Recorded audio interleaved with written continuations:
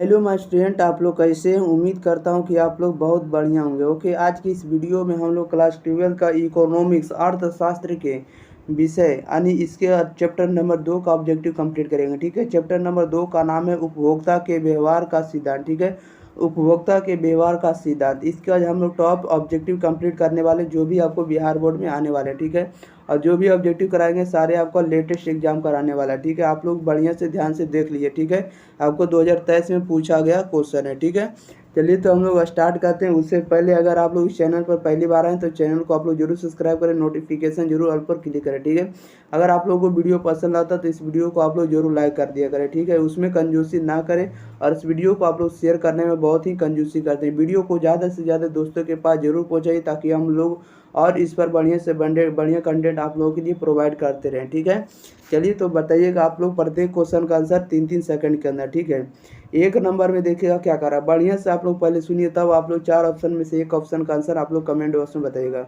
एक नंबर में कह रहा है यदि सीमांत उपभोग प्रवृत्ति MPC 0.2 हो तो सीमांत बचत प्रवृत्ति क्या होगी, बताइएगा।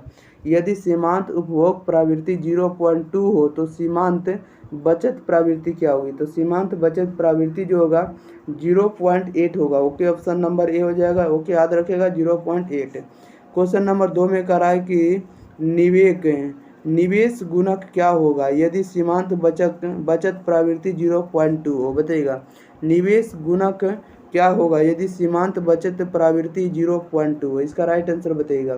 तो जब सीमांत बचत प्रवृत्ति 0.2 होगा तो निवेश गुणक का जो मान होगा 5 होगा। कितना होगा, 5 होगा।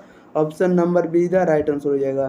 देखिएगा क्वेश्चन नंबर 3 नंबर में। ठीक है, क्वेश्चन नंबर 3 में कह रहा है कि आवश्यक वस्तुओं की मांग की लोच होती है, बताइएगा। आवश्यक वस्तुओं की मांग की लोच क्या होती है, तो शून्य होती है। ऑप्शन नंबर ए था राइट आंसर हो जाएगा। 4 में कह रहा है मांग की लोच कितने प्रकार की होती है, बताइएगा। मांग की लोच कितने प्रकार की होती है, तो मांग की लोच जो होती है 3 या 5 प्रकार की होती है। ओके, ऑप्शन नंबर डी हो जाएगा इसका राइट आंसर, बी और सी दोनों। ओके, याद रखेगा। चलिए तो बढ़ते हैं क्वेश्चन नंबर हम लोग 5 नंबर की, ध्यान देगा 5 नंबर में क्या कह रहा है। क्वेश्चन नंबर 5 में कह रहा है कि निम्नांकित में कौन सा कथन सत्य है, बताइएगा। निम्नांकित में कौन सा कथन सत्य है, इसका राइट आंसर बताइएगा। निम्नांकित में से कौन सा कथन सत्य है, तो वो जो कथन सत्य है उसको हमको चुनना है। तो ऑप्शन नंबर ए वाला देखिए कथन सत्य है। ओके, अनावश्यक वस्तुओं की मांग शून्य, आवश्यक वस्तुओं की मांग की लोच क्या होती है, शून्य होती है। अभी इसका ऑब्जेक्टिव देखे थे, ये आपका राइट है। ठीक है, आवश्यक वस्तुओं की मांग की लोच क्या होती है, तो शून्य होती है। ये कथन सही है। ठीक है, 6 नंबर में कह रहा है कि उदासीनता वक्र की ढाल क्या होती है, बताइएगा। उदासीनता वक्र की ढाल क्या होती है, तो उदासीनता वक्र की जो ढाल होती है वो आपका ऋणात्मक होती है। ओके, ऑप्शन नंबर बी इधर राइट आंसर हो जाएगा। क्वेश्चन नंबर 7 में देखिएगा क्या कह रहा है। 7 नंबर में कह रहा है कि मांग वक्र की ढाल समान्यता होती है, बताइएगा। मांग वक्र की ढाल समान्यता कैसे होती है, तो मांग वक्र की ढाल जो होती है वो आपको बाएं से दाएं बाएं नीचे की ओर होती है। ओके, ऑप्शन नंबर बी हो जाएगा, बाएं से दाएं नीचे की ओर। क्वेश्चन नंबर 8 में कह रहा है मांग का संकुचन तब होता है जब, बताइएगा। मांग का संकुचन तब होता है जब कीमत बढ़ती है और मांग घटती है। ओके, ऑप्शन नंबर ए हो जाएगा, मांग कीमत बढ़ती है और मांग क्या होती है, घटती है। ये आपका राइट आंसर हो जाएगा। बढ़ते क्वेश्चन नंबर हम लोग 9 नंबर में। 9 नंबर में कह रहा है कि एक खुली अर्थव्यवस्था में सामूहिक मांग का संगठन कौन है, बताइएगा। एक खुली अर्थव्यवस्था में सामूहिक मांग का संगठक कौन है, इसका राइट आंसर बताइएगा। तो ऑप्शन नंबर इसका डी राइट आंसर हो जाएगा, उपभोग प्लस निवेश प्लस सरकारी व्यय प्लस शुद्ध निर्यात। ठीक है, ये राइट आंसर हो जाएगा। 10 नंबर में कह रहा है ऐसी वस्तुएं जिनका एक दूसरे के बदले प्रयोग किया जाता है क्या कहलाती है, बताइएगा। ऐसी वस्तुएं जिनका एक दूसरे के बदले प्रयोग किया जाता है क्या कहलाती है, तो उसे हम लोग स्थानापन्न कहते हैं। ऑप्शन नंबर बी हो जाएगा। ओके, स्थानापन्न वस्तुएं, याद रखिएगा। बढ़ते हैं क्वेश्चन नंबर हम लोग 11 नंबर में। 11 नंबर में देखिएगा क्या करा है। 11 नंबर में कह रहा है कि प्रभावपूर्ण मांग निर्भर करता है, बताइएगा। प्रभावपूर्ण मांग किस पर निर्भर करता है, तो प्रभावपूर्ण मांग जो आपका किस पर निर्भर करता है, तो समग्र मांग पर निर्भर करता है और समग्र पूर्ति पर। Okay, option number C right answer हो जाएगा, ए और बी दोनों पर।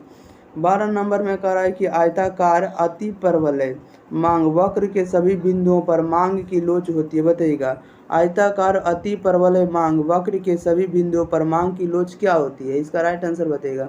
तो मांग की जो लोच होती है वो इकाई के बराबर होती है। क्या होती है? इकाई के बराबर यानी 1 के बराबर होता है।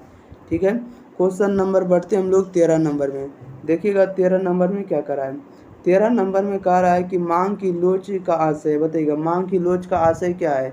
तो मांग की लोच का आशय, इसका राइट आंसर बताना है। बताइएगा क्या हो जाएगा।